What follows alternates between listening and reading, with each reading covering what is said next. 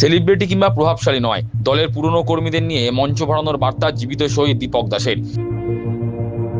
1993 সালের 21 জুলাই তৎকালীন যুব কংগ্রেসের নেত্রী মমতা বন্দ্যোপাধ্যায়ের ডাকে মহাকরণ অভিযানে গিয়ে গুলিবিদ্ধ হয়েছিলেন নদিয়ার কল্যাণীর বাসিন্দা দীপক দাস। তাকে মৃত ভেবে মর্গে পাঠানো হয়েছিল, অথচ তিনি মৃত্যুর মুখ থেকে ফিরে এসেছিলেন।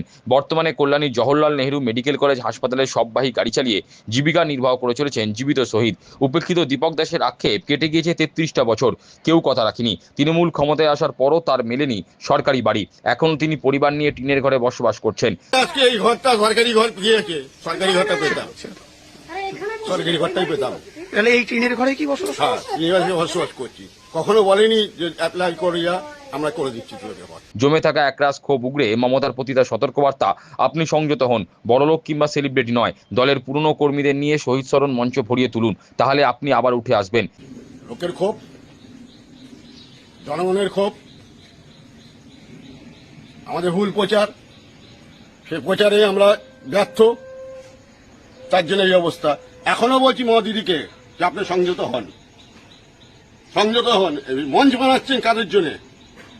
ভিআইপিদের জন্যে, বড়লোকদের জন্যে। সেই মঞ্চটা যেন যারা দল করেছে তাদের জন্য ভরিয়ে দিন, আপনি আবার উঠে আসবেন।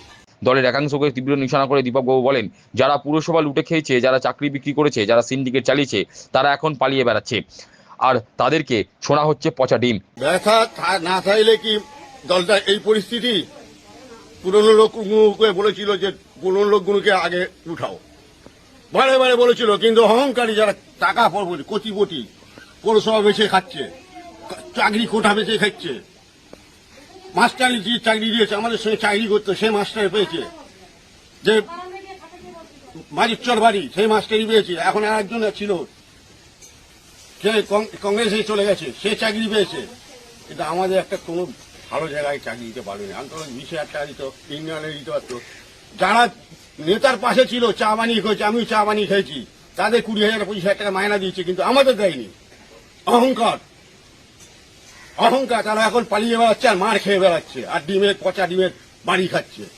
আমাদের কিন্তু কেউ আজ পর্যন্ত বিজেপির থেকে বলেনি। পুরনো স্মৃতি রোমন্থন করে তিনি বলেন, যারা একটার সময় বেড়ার বাড়িতে থাকতেন, আজ তারা রাজপাশে থাকছেন, দেহরক্ষী নিয়ে চলাফেরা করছেন, কিন্তু তার মতো প্রকৃত যোদ্ধারা এখনো অবহেলার অন্ধকারে। যেতে দিতাম না, দুমুড়িতে যেতে দিতাম না। যার বেড়ার বাড়ি ছিল, সে তাজমহলে থাকছে এখন, সে বডিগার্ড নিয়ে চলছে, তার বাড়ি 2 তলা হচ্ছে, 3 তলা হচ্ছে, কোটি কোটি টাকা ব্যাংকে যাচ্ছে, কোটি কোটি টাকার পুজো করছে। কই দেখে তো একবারে বলিনি এলাকার নেতৃত্বরা যে এইগুলোকে পুরস্কৃত করি, এরা আমাদের দলের লোক।